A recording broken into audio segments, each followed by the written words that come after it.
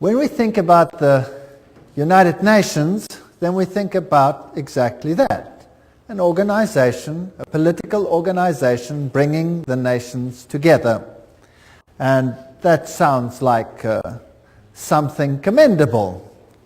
And the question is that all that there is behind it? Do you remember that at the Tower of Babel, God separated the nations? Now, if you look at the headquarters of the United Nations in New York, this is really quite a fascinating building.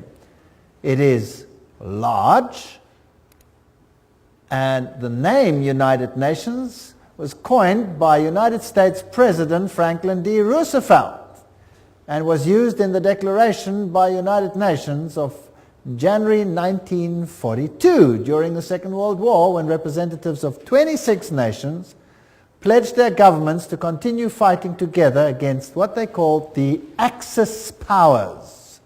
Interesting name, Axis powers.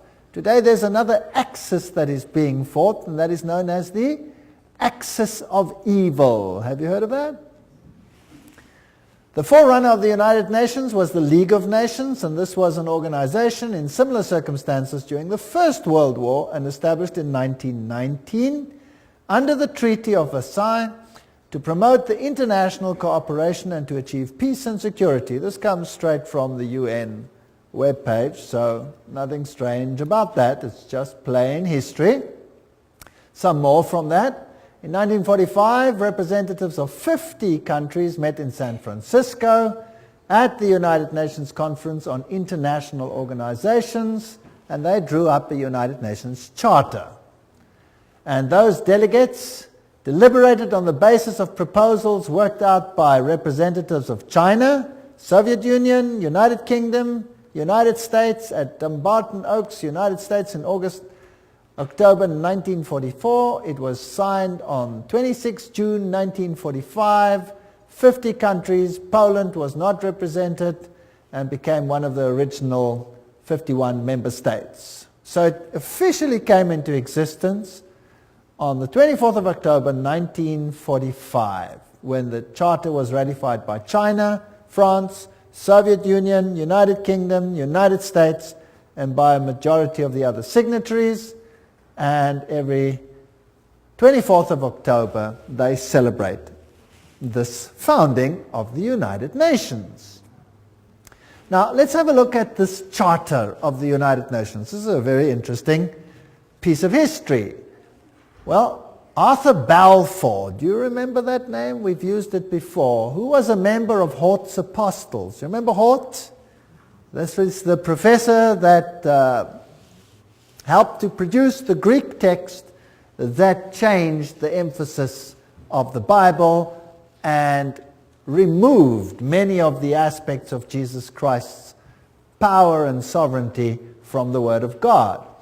And the apostles were the secret society that functioned and at that time, and Hort was a member, as well as Arthur Balfour. Hort called this group a Senior Apostles Club, as well as president of the Psychic Research Society, Society for Psychic Research, soon became Prime Minister of England, Arthur Balfour, and instrumental in the First League of Nations. So this Prime Minister was also, of course, active in the writing of the original Charter of the League of Nations, much of which formed the basis for the United Nations.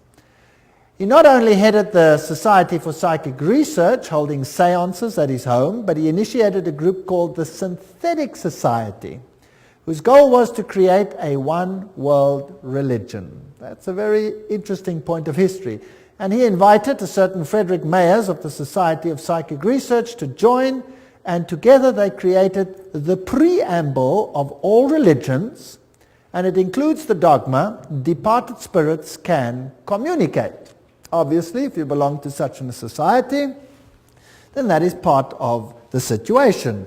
So built in somewhere over there was the wish to bring all religions together.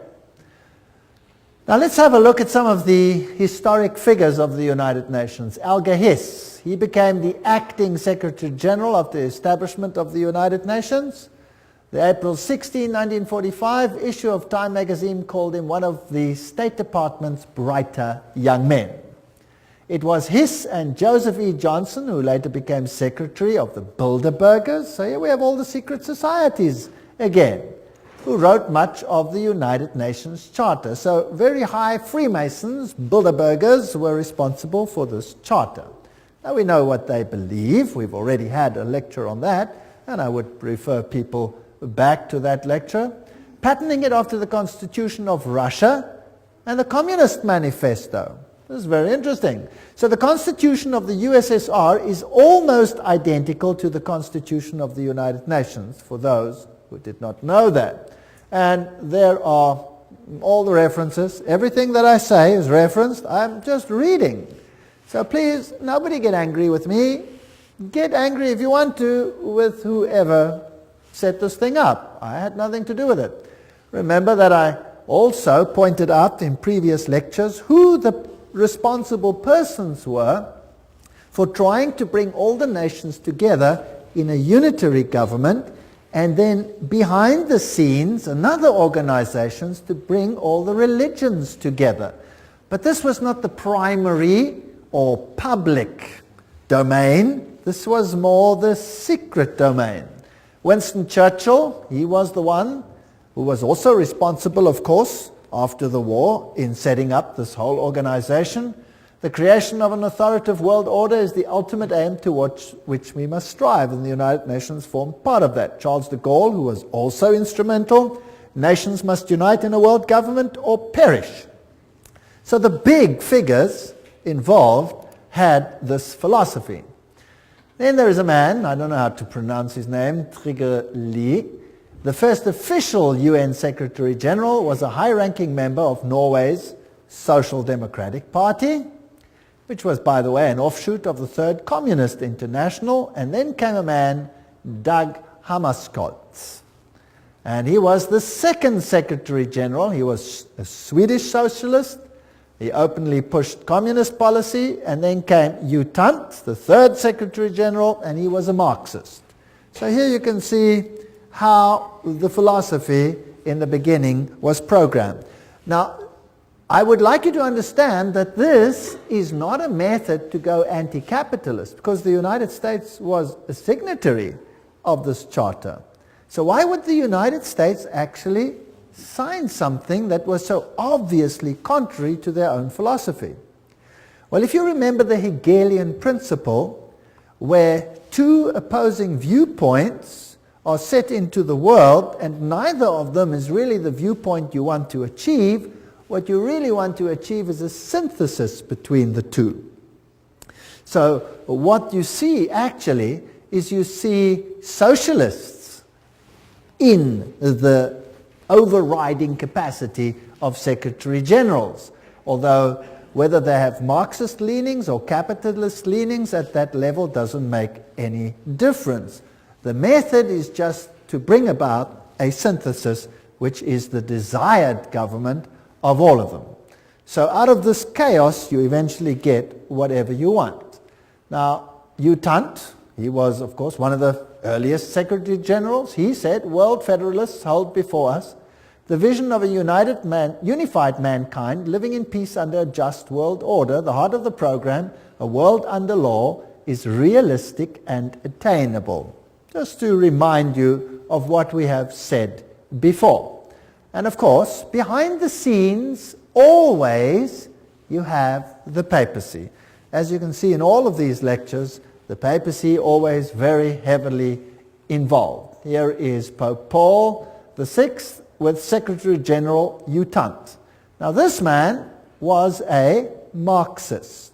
Or let's rather put it this way. Publicly, he pushed a Marxist agenda. But if he was a true insider, then he had neither agenda, and this was just for an appearance sake, as Hegel also said. So it is not surprising that here we have a handshake with another Secretary General, whose name was Waldheim. Now, what was the agenda, or what was the political view of Waldheim? Anybody know? Anybody want to venture a guess?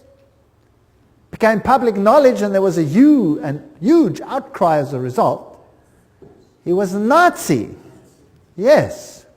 So you can see the Hegelian philosophy coming out here. There you have Marxism, antithesis. There you have Nazism, thesis, in between, synthesis. So it didn't really matter which of the philosophies they espoused, as long as the end result was the same. Pope Paul VI, by the way, is the first one to introduce this bent cross, or broken cross.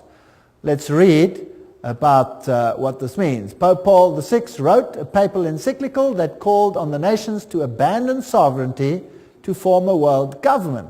So the Pope himself was behind this and actually called for such a government. And about this twisted cross, here's the quote for you. Paul VI made use of a sinister symbol used by Satanists in the 6th century that had been revived at the time of Vatican II. This was a bent or broken cross on which was displayed a repulsive and distorted figure of Christ, which the black magicians and sorcerers of the Middle Ages had made use of to represent the biblical term mark of the beast. Interesting quote.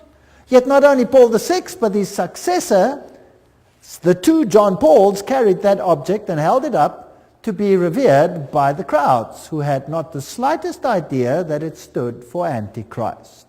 So that's a quote that's very interesting about the broken cross and what it stands for. So these are the figures behind, or the movers of the United Nations. A pope calling for such an order, the Secretary Generals picking it up, reiterating it on both sides of the political divide so that it would seem fair to both sides of the philosophy. Now, what about the spiritual aspect? There's one interfaith organization that is called the Temple of Understanding.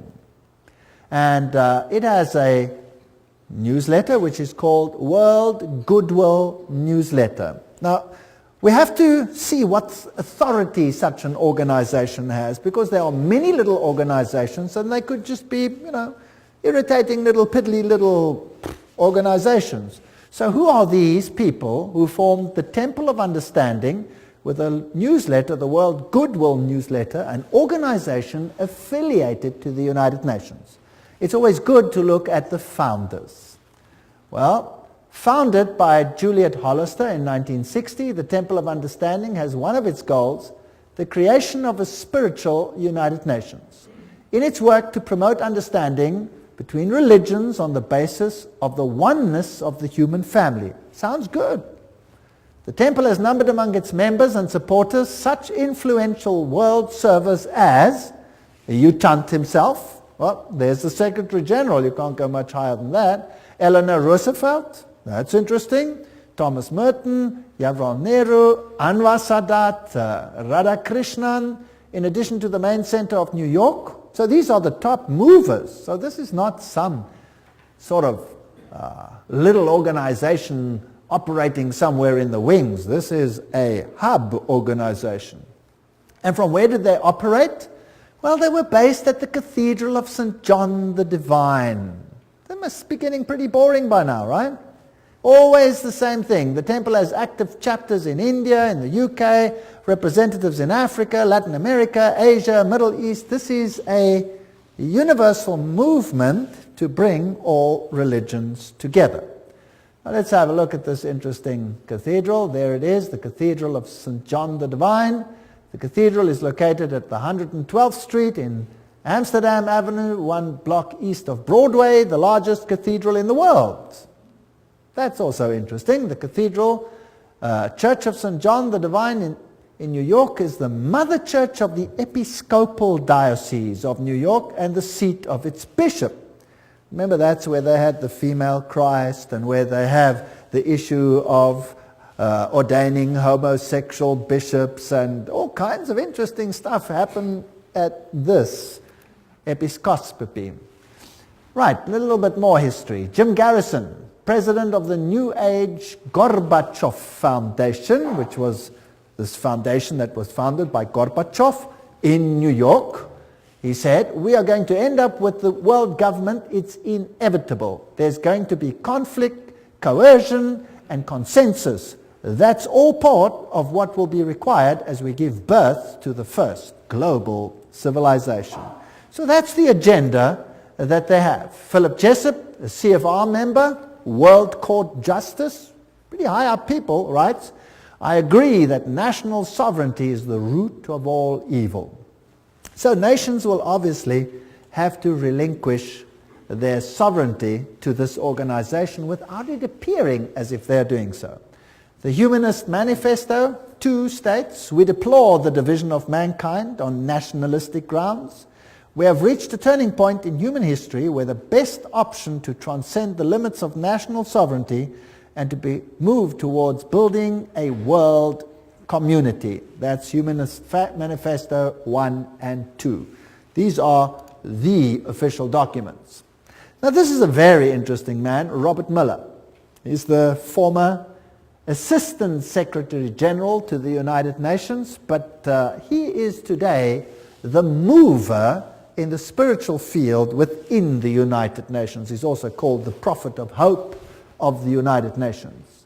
He wrote, we must move as quickly as possible to a one-world government, a one-world religion, under a one-world leader. That's very, very interesting. So these are the top movers. Now, the philosophy, I'm always interested in what the philosophy is and who's behind it. And again, we pick up the same old names over and over and over again. In the Aquarian Conspiracy by Marilyn Ferguson, a survey of New Agers showed that the leading influence on their spiritual awakening was, again, Pierre Teilhard de Chardin. Do you remember who he was? Jesuit priest. You see, they have Catholicism, the Jesuits, the top movers in the United Nations. Now, what did Robert Mueller, the former Assistant Secretary General, have to say? He wrote, Teilhard de Chardin had always viewed the United Nations as the progressive institutional embodiment of his philosophy. Now there is a Secretary General saying, or Under Secretary General saying, that the United Nations embodies the philosophy of Teilhard de Chardin. Now what did Teilhard say? I've mentioned some of his philosophy. We'll look in a little bit more detail again. Teilhard wrote, although the form is not yet discernible, mankind tomorrow will awaken to a pan-organized world. Pan-organized world. Well, okay, what else do you have to say? Teilhard de Chardin influenced his companion, Father de Brevery, who inspired colleagues who started rich process of global and long-term thinking in the United Nations, which affected many nations and people around the world. Robert Mueller says, I have myself been deeply influenced by Teilhard. So the Under-Secretary General of the United Nations, who's today entrusted with the spiritual aspects of the United Nations, plus its education program, says he's influenced by Teilhard de Chardin. And Robert Mueller writes, most of all they taught me happiness, his work, he says, any Teilhardian will recognize in this the spiritual transcendence which he announced so emphatically as the next step in our evolution. So there's going to be a spiritual transcendence from what appears to be political over to the spiritual.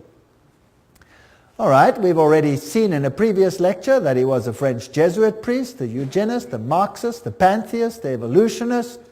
He might have even been involved in the Piltdown hoax. He was a humanist and a proponent of a one-world government, and he's the father of the New Age. So he's a very prominent man, seems to have been very busy. He dreamed of humanity merging into God and each realizing his own godhood at the Omega point. This belief has inspired many of the New Age leaders. In fact, Chardin is one of the most frequently quoted writers by leading New Age occultists. That we've had too when we discussed the New Age movement. But just to remind you, so we can merge into God.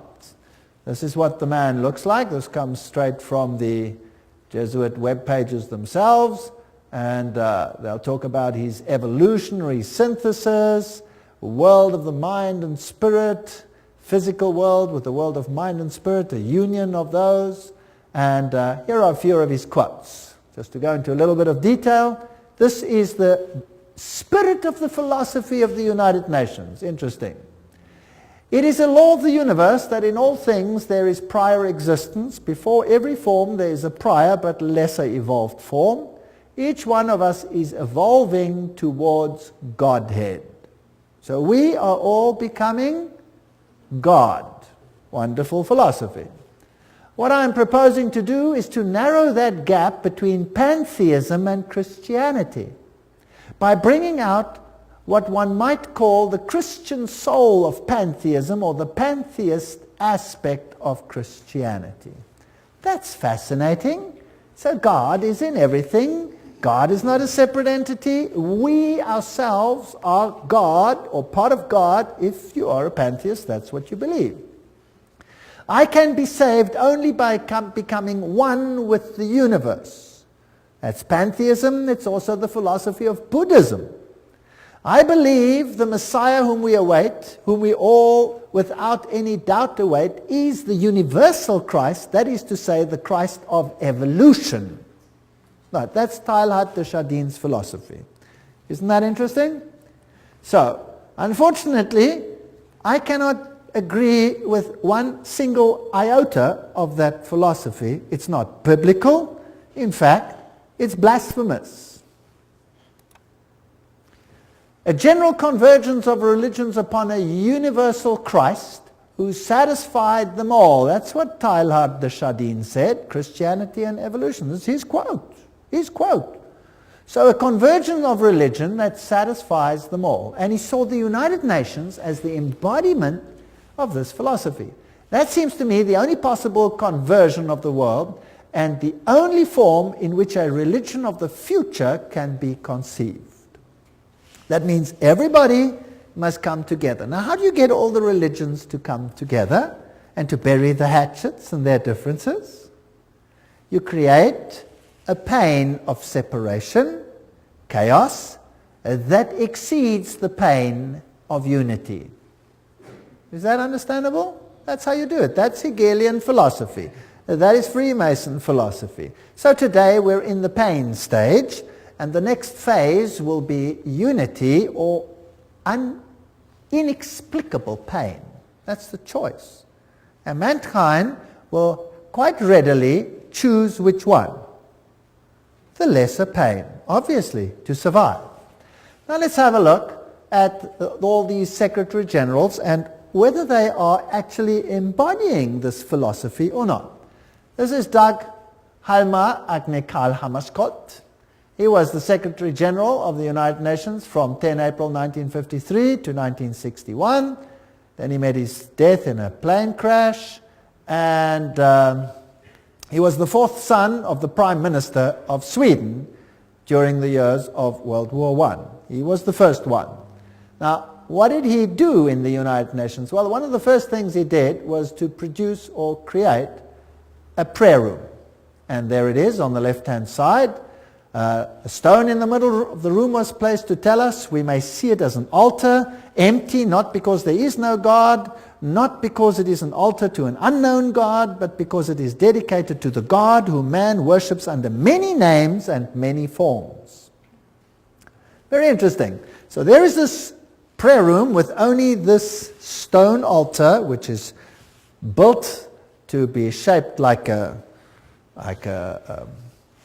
rectangle, if you like, which has certain interesting meanings, and the whole building, the whole room, has the shape of a trapezoid. Now, what does that mean? Well, there's also an all-seeing eye, and that symbol that we see over here amongst the Hittites is also the symbol, if you look carefully, of the United Nations, which has the laurel wreath and which has the face up there, which is just replaced with the earth. Now, Perhaps the best way to comprehend what the all-seeing eye represents is to examine the architecture of the meditation room of the United Nations building in New York. The meditation room is shaped as a pyramid, a trapezoid. Without the capstone, inside the room is dimly lit, but coming from the ceiling is a narrow but concentrated pinpoint beam of light which radiates down to a bleak stone altar. On the wall straight ahead is a breathtaking modernistic mural that is dynamically endowed with occult symbolism. Containing 27 triangles and various configurations, a mixture of black and white and colored background and a snake-like vertical line. At the center is the all-seeing eye, which grips the millions of annual UN visitors with its stark, beckoning image of suspicion and omnipresence. This is the quote from Tex Mars. And some more quotes. The meditation room faces north-northeast. To enter the room, one must proceed from darkness into light. Indeed, the middle order of the Satanic Brotherhood is called the Order of the Trapezoid. That's very interesting. And Anton LaVey, who is the founder of the Church of Satan, refers to an occult principle known as the law of the trapezoid. So we seem to have a very occult room here, which is dedicated to a god that can be served under any name.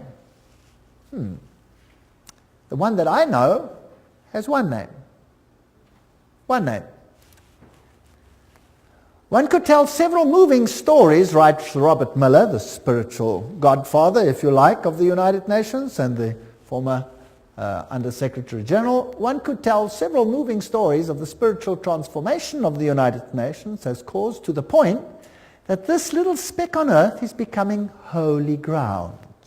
For example, the rational intellectual economist Dag Hammarskjöld found God at the United Nations and inspiration for his work as a world servant in the mystics of the Middle Ages. Oh, so he didn't find it from the Bible, he found it where? From the mystics. Towards the end of his markings overflow with spirituality and mysticism. There you are, the words of the United Nations themselves, or their representatives, telling us how this inspiration came about. Now let's go back a little bit to Foster and Alice Bailey. These were Alice A. Bailey, the one who received dictated messages from Dwal Kul, and who is known as the prophetess of the New Age. They started a group called World Goodwill, an official non-governmental organization within the United Nations. The stated aim of this group is to cooperate in the world of preparation for the reappearance of the Christ. So the United Nations, in other words, is an organization preparing to get all the governments together, yes.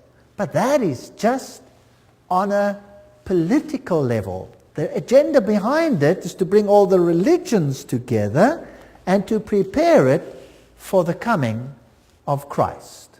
Which Christ? Not Jesus Christ, but the cosmic Christ. Because Jesus Christ is not coming, as we will see in a future lecture, to do what they think is going to happen. Their Christ wants to have a kingdom here on earth. But God says, my kingdom is not of this earth. Now, let's have a look at this man, Robert Miller. There he is. Dr. Robert Miller, former Assistant Secretary General of the United Nations, Chancellor of the United Nations University of Peace, and he's chairperson of the Peace Party 2000. He's a very prominent man. What does he write? Robert Miller. Decide to open yourself to God, to the universe, to all your brethren and sisters, to your inner self, to the potential of the human race, to the infinity of your inner self, and you will become the universe. You will become infinity, and you will at long last, you will be at long last your real, divine, stupendous self. There you have the same philosophy. So what is he saying? That we can become gods.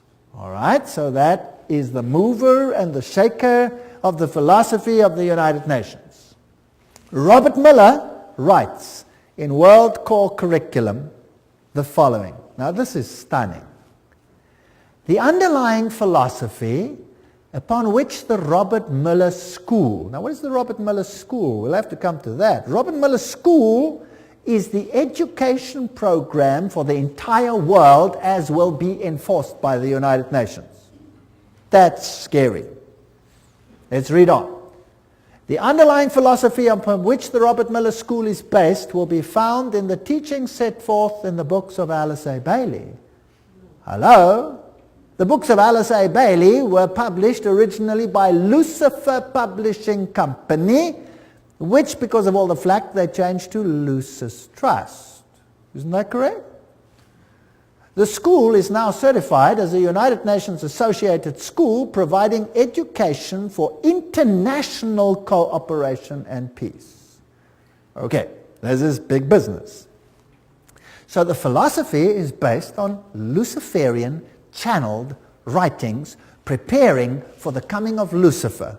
And remember what they said. They were quite open about it. Alice A. Bailey claimed evidence of the growth of human intellect along the needed receptive lines for the preparation of the new age can be seen in the planning of various nations and in the efforts of the United Nations to formulate a world plan.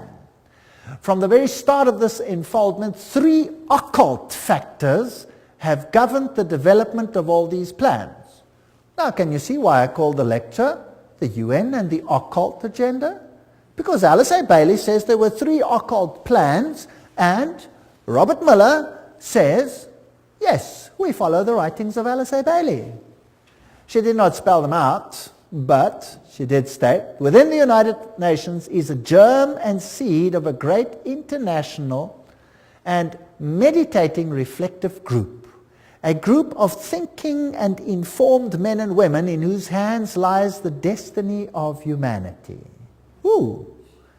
This is largely under the control of many fourth-ray disciples, if you could but realize it, and their point of meditative focus is the intuitional or Buddhic plane, the plane upon which all hierarchical activity is today to be found.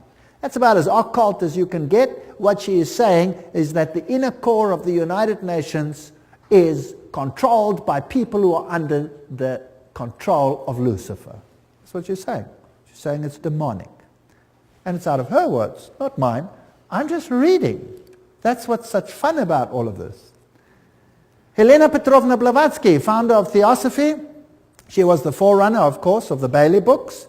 And Theosophy was then taken over by Annie Ward Basant over here, and then taken over by Alice A. Bailey. And here is the great invocation that has to be read and learnt by every child in the future. From the point of light within the mind of God, let light stream forth into the minds of men, let light descend on earth. From the point of love within the heart of God, let love stream forth into the hearts of men. May Christ return to earth. But this Christ is not Jesus Christ. From the center where the will of God is known, let purpose guide the little wills of men. Oh, how neat. It's so derogatory. The purpose which the masters know and serve. What arrogance. From the center which we call the race of men, let the plan of love and light work out, and may it seal the door where evil dwells. This is interesting. Which door is to be sealed where evil dwells? Well, if you know occult science, you'll know that they call light darkness and darkness light, and they say that Jesus is the evil one. We read all those quotes when we did the lecture on that issue. May it seal the door where evil dwells. Let light and love and power restore the plan on earth. Restore what plan? Restore whose plan? And who made it so that it is not restored? Well, who separated the nations? God separated the nations. What is the focus of the United Nations to? Unite the nations. So they want to restore that which the, in inverted commas, evil one happened to mess up with one brilliant move of confusing the languages. Well, just goes to show, one word of God and is confused for 4,500 years. Who's really in control here? Well, here's Annie Besant in her 33-degree Freemason regalia, Co-Masonry, you remember we dealt with this issue. The Theosophy textbook teaches immortality, reincarnation, the deity of man. Statements by this Razboiul, who also inspired Alice A. Bailey. He talks about Alice A. Bailey, know me still by another name and office, AAB. Alice A. Bailey knows who I am and recognizes me by 2 of my names. Now that's interesting because there are 2 names, and we will see the 2 names in a future lecture, what the names are, and then it gets very interesting. This is a detective story. It's a very exciting one. Well, the Bible says that they are spirits of demons, working miracles which go forth to the kings of the earth and to the whole world to gather them to the battle of that great day of God Almighty. Revelation 16:14. Remember that? Helena Petrovna Blavatsky, the founder of this movement, of which Alice A. Bailey became the high priestess, if you like, said Lucifer represents life, thought, progress, civilization, liberty, independence. Lucifer is the Logos, the serpent, the Savior. It is Satan who is the God of our planet and the only one. Then she talks about the Virgin, who is Satan and Lucifer at the same time, and the Holy Ghost, all wrapped in one. So whether you call him Isis or whether you call him Osiris, doesn't matter. Whether you call him Baal and Ashtoreth, doesn't matter. 2 names. He always comes under 2 names, 2 principles. Alice A. Bailey, she succeeded Besant as leader of Theosophy. Her husband was a 32-degree Freemason and also, of course, part of Co-Masonry. There she is, priestess and prophetess of the New Age movement, who received these messages from this spirit entity, which has to be a demon, Razboiul. Her writings, as we have said, are one of 2 women to be one of the most prolific writers of modern times. Her main aim, the problems of humanity, getting all humanity together again, and preparing the world for the coming of Christ. And we have read this quote already, I dedicate myself anew to the service of the coming One. One is an acronym in the occult for Lucifer, and will do all I can to prepare men's minds and hearts for that event. I have no other life intention.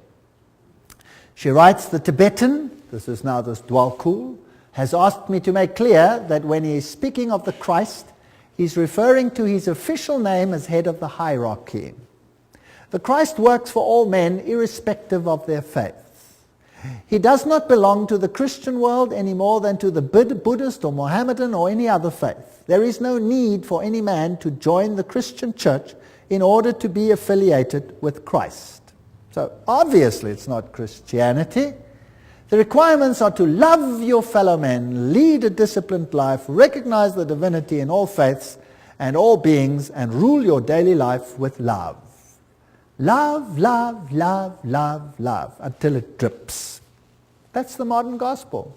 You're never allowed to warn anyone. You're never allowed to talk about sin. You're never allowed to talk about salvation. You're never allowed to point to Jesus Christ as the only Savior. That's contrary to the law of love. Isn't that sick? If you love someone, don't you warn them of the hazards and the problems ahead? First of all, he will come to a world which is essentially one world, Alice A. Bailey wrote. So it doesn't even have to be a fully united world. The major effect of his appearance will surely be to demonstrate in every land the effect of a spirit of inclusiveness. Now, I want you to ponder this. This is very important. So his main aim will be to develop a spirit of inclusiveness. And inclusiveness which will be channeled or expressed through him. So his spirit will work to bring this about.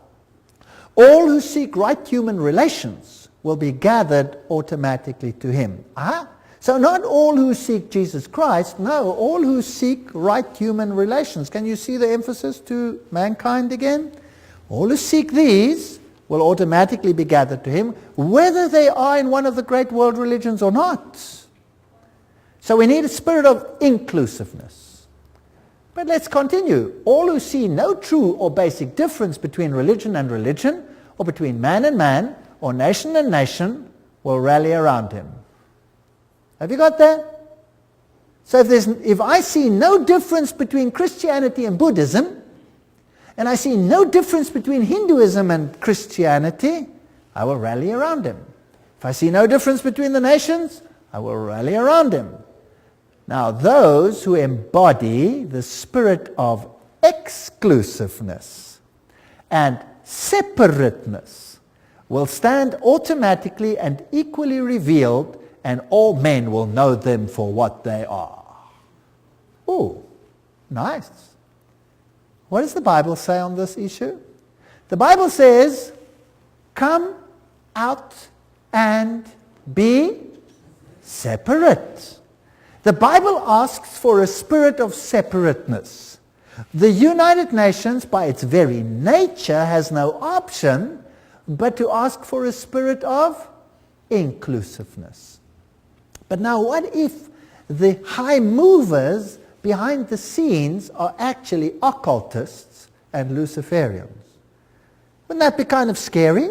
Because who would be the head honcho of the team then, behind the scenes? Satan. Satan would be the head honcho. He would be the main guy. Now the trouble is, this difference. Those who say come out and be separate, they're going to be in trouble. Those who say, well, let's be inclusive, they'll be okay. The reply comes with clarity. He will come unfailingly when a measure of peace has been restored. We don't have to have world peace, just a measure of peace. Alice A. Bailey continues, the major required preparation for the coming of the Christ is a world at peace. However, that peace must be based on an educated goodwill which will lead inevitably to right human relations and therefore to the establishments on lines of light between nation and nation, religion and religion, group and group, man and man. So the only way we're going to have this community is by putting everybody into the melting pot and becoming one. That means giving up your differences. Discover the members of the new group of world service whenever possible and strengthen their hands. Look for them in every nation and expressing many lines of thoughts and points of view. Remember always that in doctrine and dogma and in techniques and methods they may differ widely from you, but in love for their fellow man, that has become the religion of the new world. Not love for God, love for the fellow man. In practical goodwill and in devotion to the establishment of right human relations, they stand with you. They are your equals and can probably teach you much. So forget all about the religious differences. Promote ceaselessly the work of world goodwill so that every nation may have its own group of men and women dedicated to the establishment of right human relationships. The whole power has to shift to man rather than to God. It is on the foundation of this teaching that Christ will raise the superstructure of the brotherhood of man for right human relations on expression of the love of God. And this is all we hear in the sermonizing of the New World. What is important is right human relations. What is important is that we accept one another as we are. And it goes on and on and on and on. But faithfulness to God, biblical principles, no, they have to be given up. Share International says, but the day will dawn when the vision of the United Nations will save the world, and when the reality of the United Nations starts bearing fruit, then the breath of immortality will be a living reality on earth. And there is the spiritual leader of or the present priest, if you like, in the United Nations, the Hindu Sri Chinmoy. He says the United Nations is the way to oneness that leads to the supreme oneness, capitalized. It is like a river flowing towards the source, the ultimate source. And the United Nations becomes for us the answer to world suffering, world darkness, world ignorance. The inner vision of the United Nations is the gift supreme. And this will be realized no matter how many years it takes. The Dalai Lama says in the sphere of international relations, the sense of greater shared responsibility is particularly needed. Today, when the world is becoming increasingly interdependent, the dangers of irresponsible behavior have dramatically increased. Unless we realize that we now are part of one big human family, we cannot hope to bring about peace and happiness. So all the world leaders are saying these things. And the United Nations, with its symbolism of this ancient laurel wreath around a globe, is nothing other than the emulation of an old pagan ideal which Lucifer once more wants to realize in the world that we live in today.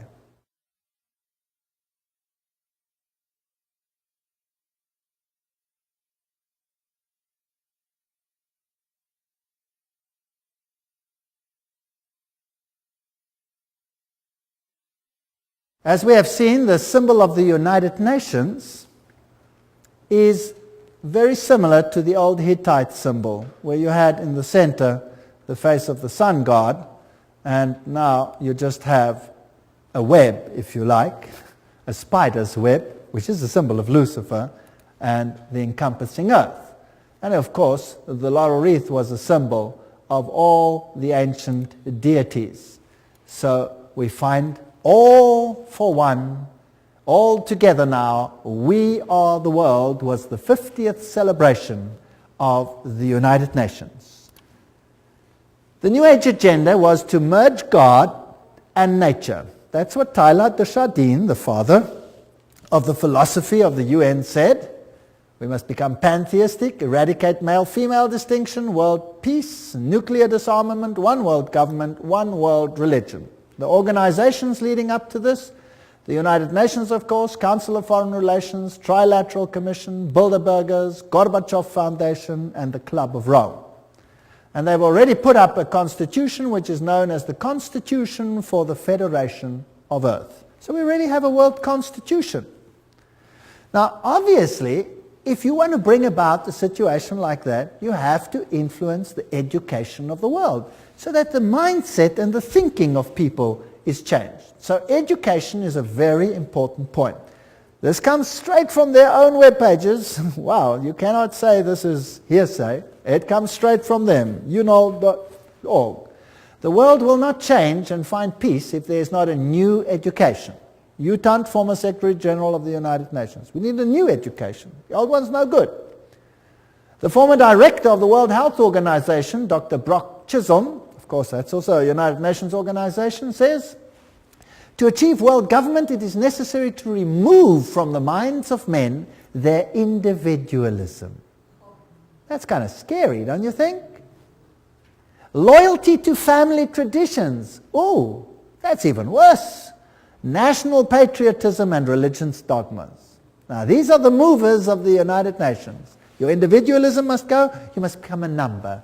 Just doing what the state says. This is Marxism. The state is supreme and you are nothing but the catechumen, a goyim, or nothing. And you must give up your individuality. Did you know that Christ created us all free agents? Every single one of us? No one to be subject to anyone but God, because only to God can you trust your subjection, because he is 100% selflessness, which he proved when he came to this earth. How would you like to be a subject of Lucifer and be bound by chains to his chariots to do his whims? I would hate that. But in any case, in order to do that, you'll have to give up your individualism. Now let's have a look again at this man, Robert Miller, philosopher, prophet of hope, top-level global statesman, and what a mighty man. He's the Chancellor of the University of Peace, created by the United Nations. He is the creator of what is known as the World Core Curriculum. That says everything. And he's known throughout the world as the father of global education. There are 29 Robert Miller schools around the world, more being established each year. World Core Curriculum earned him the UNESCO Peace Prize in 1989. He has recently drawn up a framework for world media coverage. What you see on your television is what you're supposed to see, not what you should see. As a public service, as well as a framework for planetary and cosmic consciousness. Wow. So your mindset, your cultural mindset must be changed, your framework for the arts and culture. These are occultists speaking. After all, he said so himself. He says he follows Alice A. Bailey. He's the author of the World Core Curriculum. What does that do? Everything is a quote. steer our children towards global citizenship, earth-centered beliefs, socialist values, the collective mindset, which is becoming a requirement of the 20th century workforce. Your children will have to be modified. We are living in a frightening world. Good. Robert Mueller, what does he write about a world core curriculum? He says a world core curriculum might seem utopian today, but by the end of the year 2000, have we passed that? Yes. It will be down-to-earth daily reality in, what does it say there? All the schools of the world. Now, believe you me, I have been in the education system. I officially left the education system 1 month ago. And what I have seen in the last few years, the changes are hair-raising. Hair-raising. If that is what is awaiting us, then God help this world. We've already seen, he says, the philosophy is based on Alice A. Bailey. And World Core Curriculum, this is unol.org, that is their own one. What is their teaching? Our planetary home, place in the universe, our place in time, that's all the evolution stories.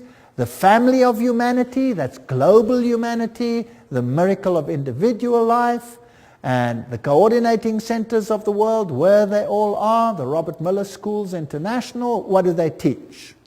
Well, they have, for example, the Shaman Institute, and they have all these nice, interesting occult science for all the things that they stand for.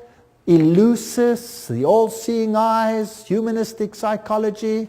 This is one of the Robert Mueller School's teaching points. Here is Franco, a shamanic facilitator, astrology, sacred circle operator, author of Initiation and Astro Shamanism. He talks to inner guides. What else? He says the workshop offers practical tools for journeying into ecstatic dimensions, beyond conventional time. He says the program includes shamanic journeys, drumming, ceremonial sharing, soul retrieving, connection with guides and spirits. This is spiritism of the worst kind. This is forbidden in the Bible. No wonder the Bible is not part of this organization's book. Robert Mueller says, at the world level, the UN has adopted a World Economic Development Strategy. Food, agriculture, there's a World Food Plan, a World Health Plan, a World Literacy Plan, a World Employment Plan, a World Industry Plan. They've got every single detail of our lives sewn up. Now, another organization that's very important is UNESCO. And let's just look at UNESCO. It's a sub-organization of the United Nations. Julian Huxley is the former director of UNESCO. He was Humanist of the Year. He's a theistic philosopher, member of the Communistic Colonial Bureau of British Fabian Society, and signer of the Humanist Manifesto too. That's not a very good recommendation as far as I'm concerned. Some more. Skull and Bones member Archibald MacLeish wrote the UNESCO Constitution. So he must be an Illuminati member, as we saw in that lecture on the secret behind secret societies. So Freemasons helped create the organization, a fervent international MacLeish. He is associated with one worldlism. Here's another one. Niebuhr is UNESCO's co-founder, and he signed Siecus. Now what does that mean? Which appeared in 1969, and they printed it in the New York Times then. What is Siecus? These are the founders. It is the position of Siecus that contraceptive services should be available to all, including minors, who should enjoy the same rights of free and independent access to contraceptive care as do others. It is the position of Siecus that the use of explicit sexual material, sometimes referred to as pornography, can serve a variety of important needs in the lives of countless individuals.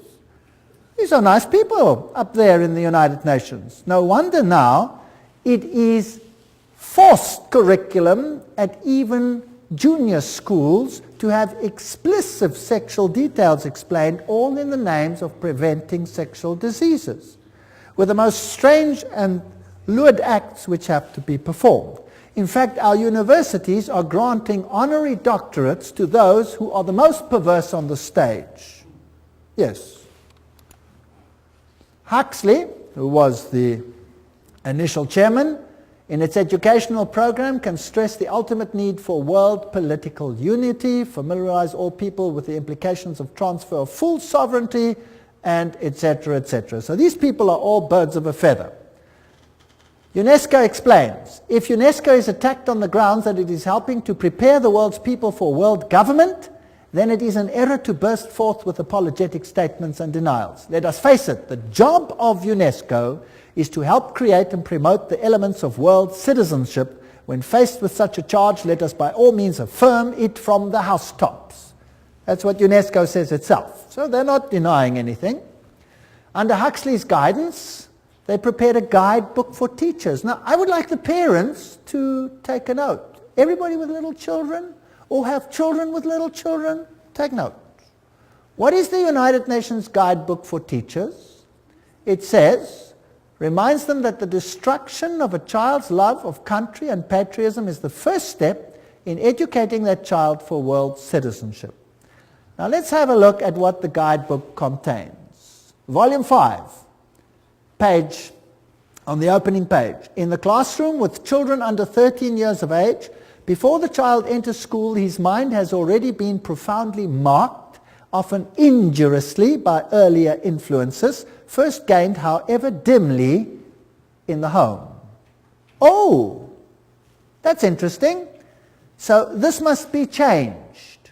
Who's putting these thoughts into the minds of children then? The parents.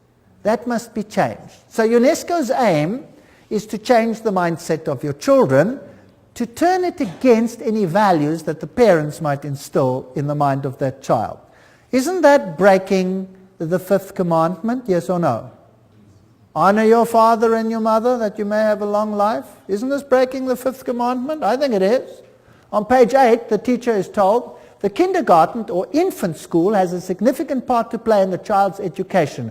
Not only can it correct many of the errors of home training, but can also prepare the child for membership at about age 7 in a group of his own age and habits, the first of many such social identifications that he must achieve on his way to membership in a world society.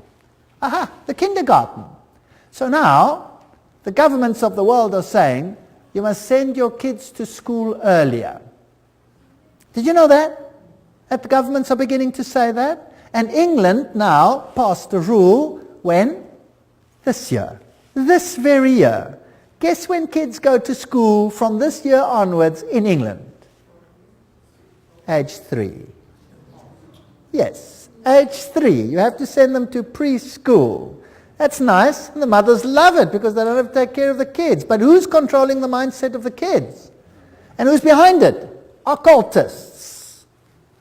Page 58 of the guidebook to teachers says, as we have pointed out, it is frequently the family that infects the child with extreme nationalism. The school should therefore use the means described earlier to combat family attitudes.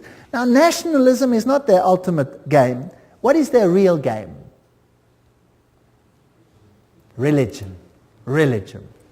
Volume 5, page 11. In our view, history and geography should be taught at this age at a universal history and geography. The study of history raises problems of value which are better postponed until the pupil is freed from nationalist prejudice, which is present surrounds the teaching of history. So the whole mindset of the child must be changed in the teaching program, and this is UNESCO's aim.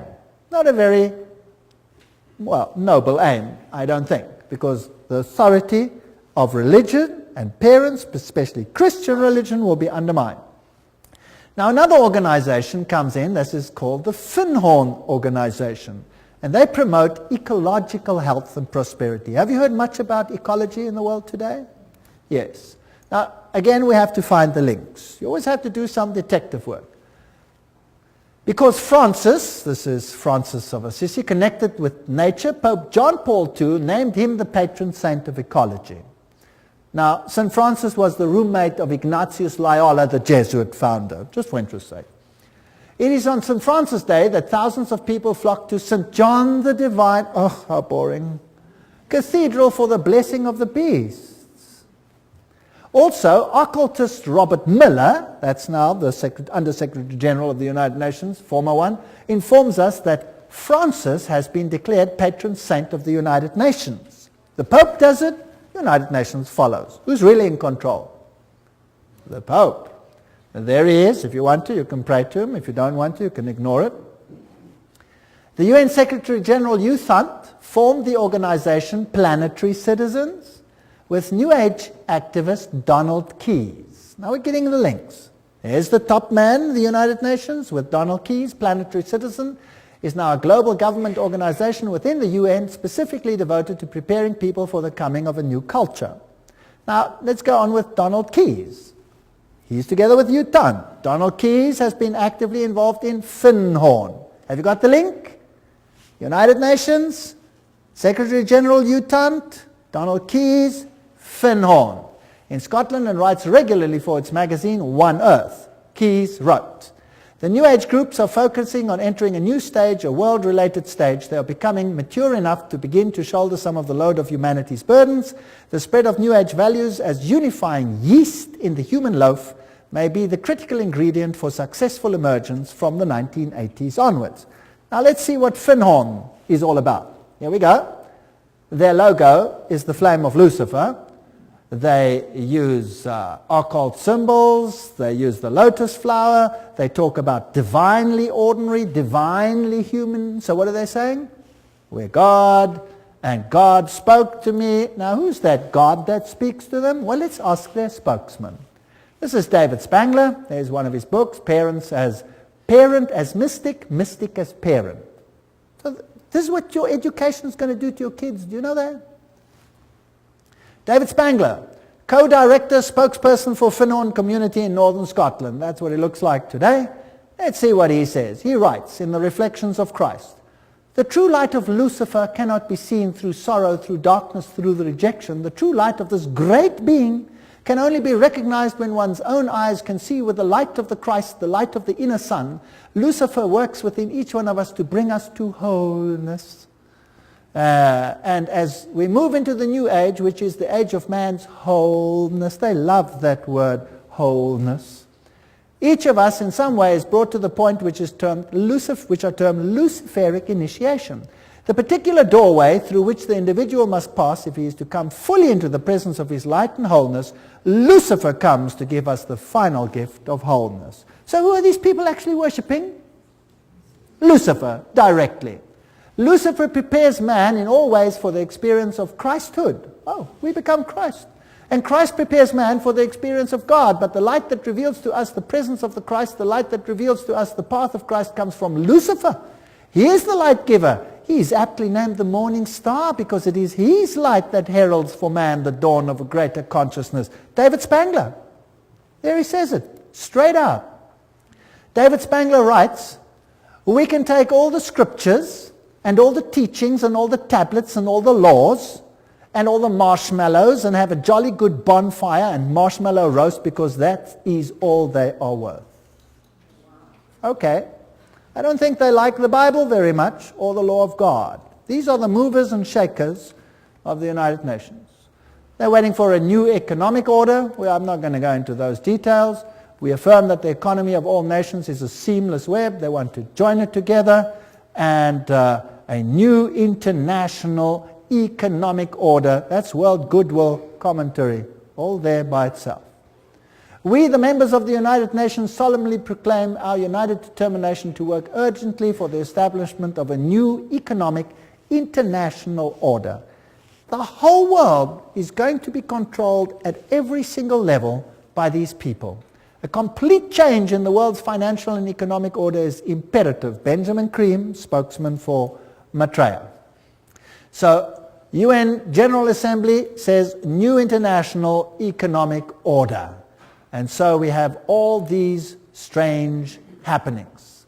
Buckminster Fuller says, "Don't give me any other job. Just let me be head of the World Food Authority and I'll have the whole world at my feet tomorrow."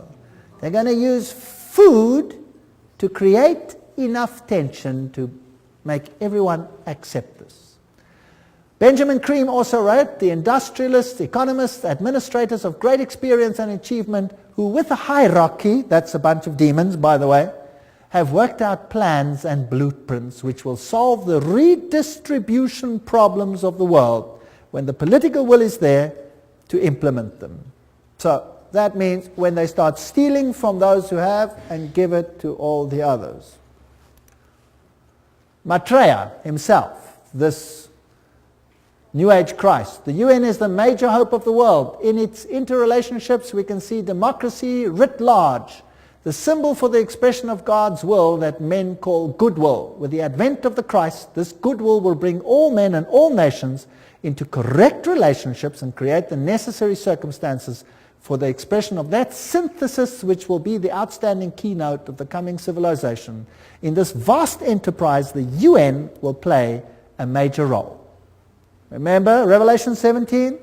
The 10 horns you saw are 10 kings who have not yet received a kingdom, but for 1 hour will receive authority as kings along with the beast.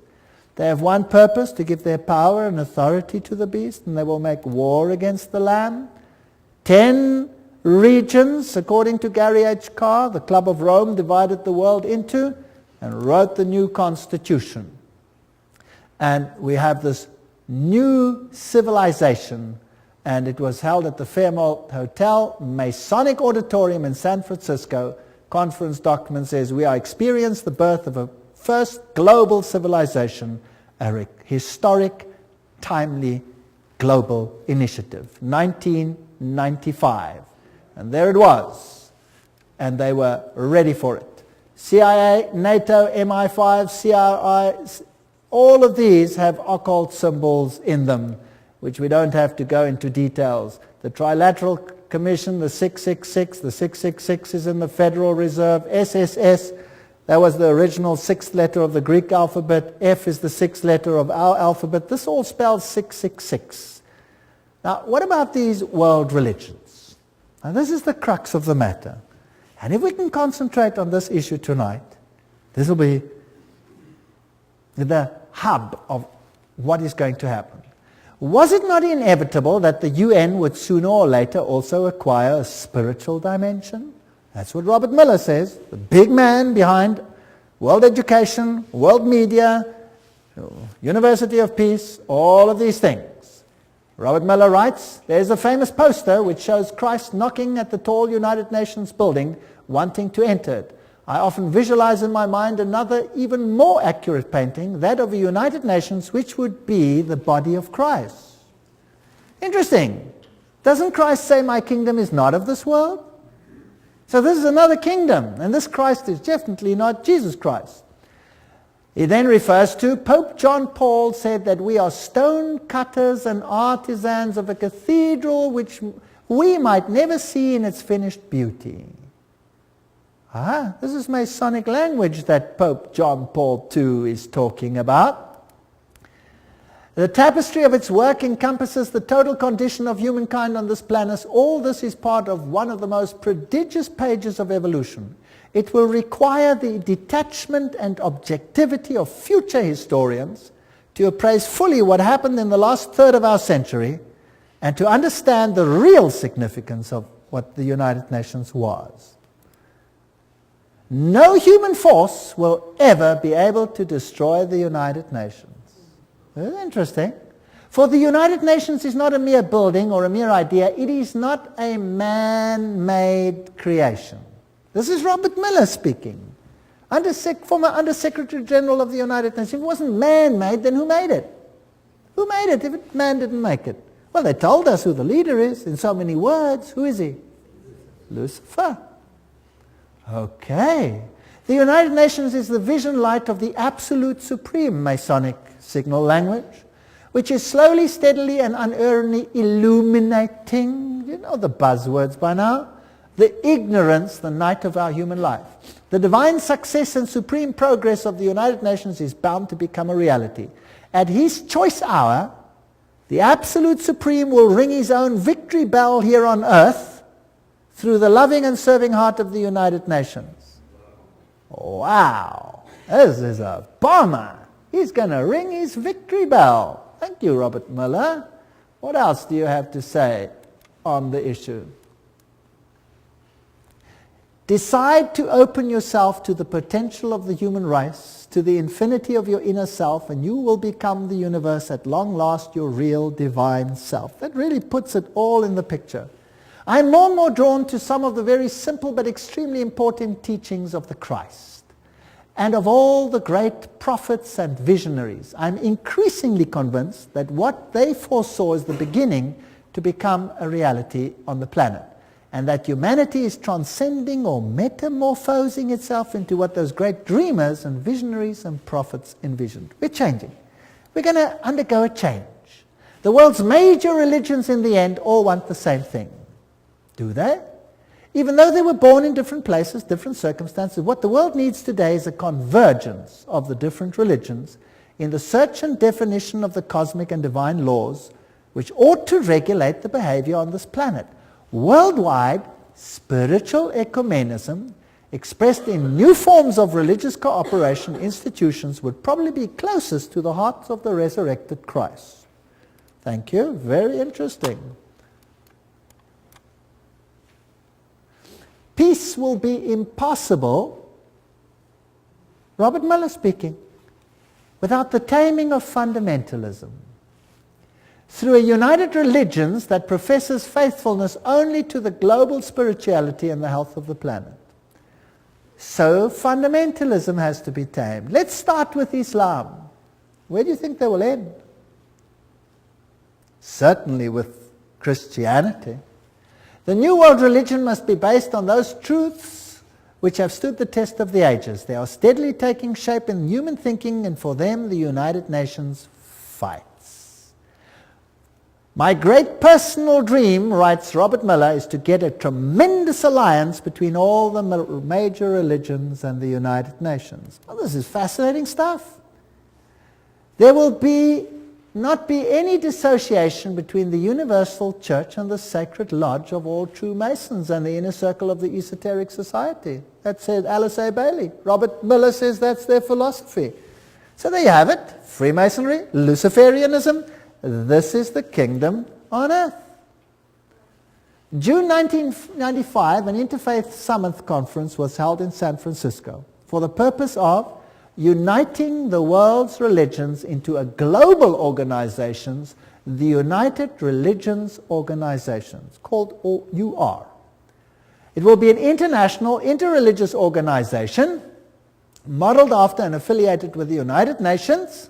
According to its literature, so it's Howard Dispatch Ministry, the URO launched its written charter in June 1997. The institution should be fully in place by June 2000, globally operational by June 2005. How far is that off? Oh, that's just around the corner. I get excited. Cooperating closely with the UN and its organizations to complement the UN's political, diplomatic, etc. The Interfaith Conference, Anglican Bishop William E. Swing issued the challenge for a new global civilization. He said, "We stand on the threshold of a new world order that may be defined either by an increasing polarization that fuels a spiral of escalating conflict and violence, or by growing global cooperation that calls the human race to work across national, ethnic, and religious boundaries to serve a larger global good." See where we're heading? Robert Muller, and this is very exciting, Dispatch magazine. "Do not worry if not all religions will join the United Religions Organization. Many nations did not join the UN at the beginning, but later regretted it and made every effort to join. It was the same with the European community. It will be the case with the world's religions, because whoever stays out or aloof will sooner or later regret it." Wow. Now, that's fascinating. Where are we going? Sooner or later regret it. This man over here is Joseph Reed. He's the Under Secretary General of the United Nations currently.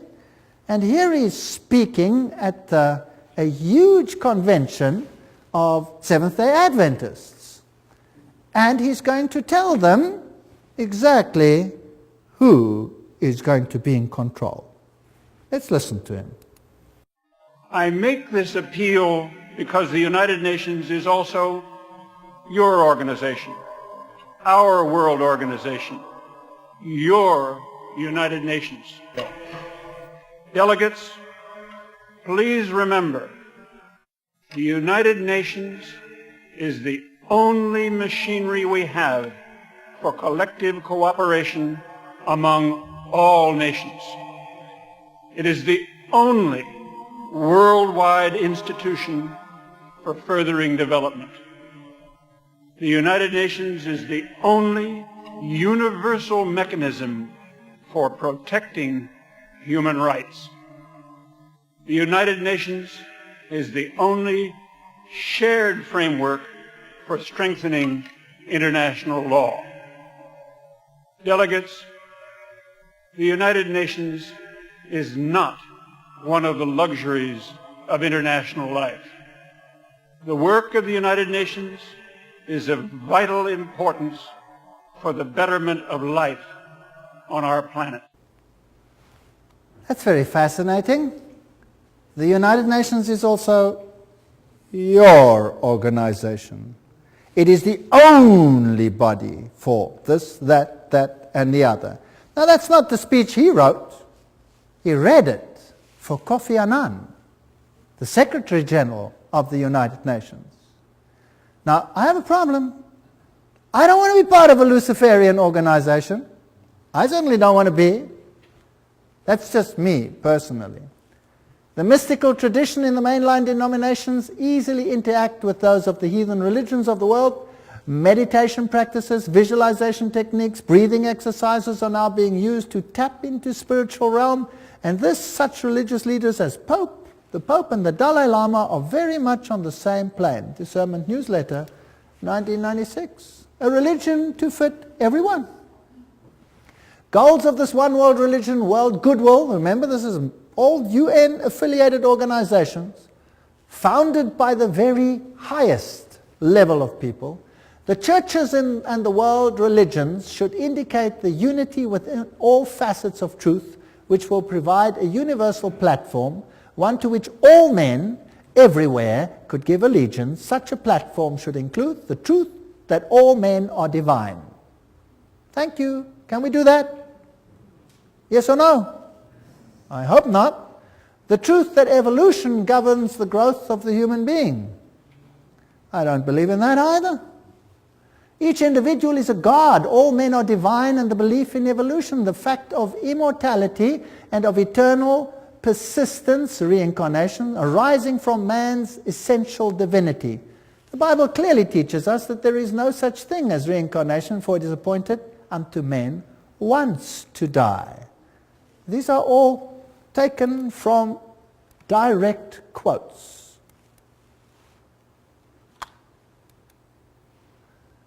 Preparation by men and women of goodwill is needed to introduce new values, new standards, new attitudes, prepare for a coming world teacher, requirements of a new world order, and a reorganization of social structure. I want nothing to do with that. I want nothing to do with that. Alice A. Bailey writes, the same old formulas, the same old theologies, the same old interpretations are deemed adequate to meet men's modern needs and inquiries. They are not. The church today is the tomb of the Christ, and the stone of theology has been rolled to the door of the sepulchre. Oh, Jesus and his theology, goodbye, goodbye. She writes, the day is dawning when all the religions will be regarded as emanating from one great spiritual source. All will be seen as unitedly providing one root out of which the universal world religion will inevitably emerge. Then there will be neither Christian nor heathen, neither Jew nor Gentile, but simply one great body of believers gathered out of all the current religions. That sounds nice. But whose religion will it be? They will accept the same truths not as theological concepts, but as essential to spiritual living. They will stand together on the same platform of brotherhood and of human relations. They will recognize divine sonship will seek unitedly to cooperate with the divine plans. Such a world religion is no idle dream, but something which is definitely forming today. World Goodwill Letter, 1993, quoting it. These are United Nations organizations. So obviously, the world is going to move towards this unified platform, and there will be some who propagate a spirit of separateness. Is that correct? Can we see that emerging? And then there will be conflict. And Robert Miller says that those who do not want to go along with this will sooner or later come to regret it. So obviously we're heading for a clash. Thus the expressed aims and efforts of the United Nations will be eventually brought to function, and a new church of God gathered out of all the religions and spiritual groups. Wow. A new church of God. I don't want to be part of that new church of God. I find it nauseating. Miller also said, we must hope also that the Pope will come before the year 2000 to the United Nations, speak for all the religions and spiritualities on this planet, and give the world the religious view of how the third millennium should be a spiritual millennium, a millennium which will see the integration and harmony of humanity. Who must be the spokesman for this new world religion? The Pope. The plan is coming together. Revelation is unfolding. This is exactly what the Bible speaks about what will happen. Instead of becoming dejected and miserable, then lift up your heads and start smiling, because we're going home. This is exciting. The world's major religions must speed up dramatically their ecumenical movement and recognize the unity of their objectives and diversity of their cults. Religions must actively cooperate to bring to unprecedented heights a better understanding of the mysteries of life and of our place in the universe. My religion, right or wrong, and my nation, right or wrong, must be abandoned forever in the planetary age. You're not allowed to say Jesus is the only way. It must be abandoned forever. I'm sorry, I will not abandon it. I refuse. And then we had this wonderful meeting. The Pope actually did appear before the United Nations. And then they came together in this massive rehearsal at the United Nations, where they formed this new ecumenical initiative funded by Ted Turner. And the whole world is gathering into one new religious pot under the United Nations. And I saw one of the heads, as it were, wounded to death, and his deadly wound was healed, and all the world wondered after the beast. Revelation 13:3. Joshua 24:15. And if it seems evil unto you to serve the Lord, choose you this day whom you will serve, whether the gods which your forefathers served that were on the other side of the flood, or the gods of the Amorites in whose land you dwell. But as for me and my house, we will serve the Lord. That's the decisions we have to make. Those are the issues before us. And the sad thing is, I'm not making this up. I'm just reading it off the screen. I'm really not making this up. I wish I was, but I'm not. So we are actually facing a crisis situation. But in the lectures that are now coming, we will have to look at the other side of the coin. We've had enough of this side of the coin, don't you think? I'm sick to death of it already. Now let's have a look whether God has an answer to what Satan is planning. Now I had handed out another little card over here, and I've got a question on there. I'm beginning to see that the battle is not really political. Did you see that tonight? The battle is not really political, but religio-political. They want your allegiance and your mind. I see that the devil has it so set up that the whole world, and even if possible the very elect, are to be deceived and mesmerized by his devices. By God's grace, the second point, I do not want to be one of those that are deceived. I see that it is more than just being aware of the problem. I see that I will have to make a concerted effort to find truth and to become and remain undeceived. What is the only channel whereby we can find out the will of God? You tell me. The Bible. If God hadn't given us the Bible, we would be hopelessly at sea. Thank God, God gave us the Bible. What would we do without it?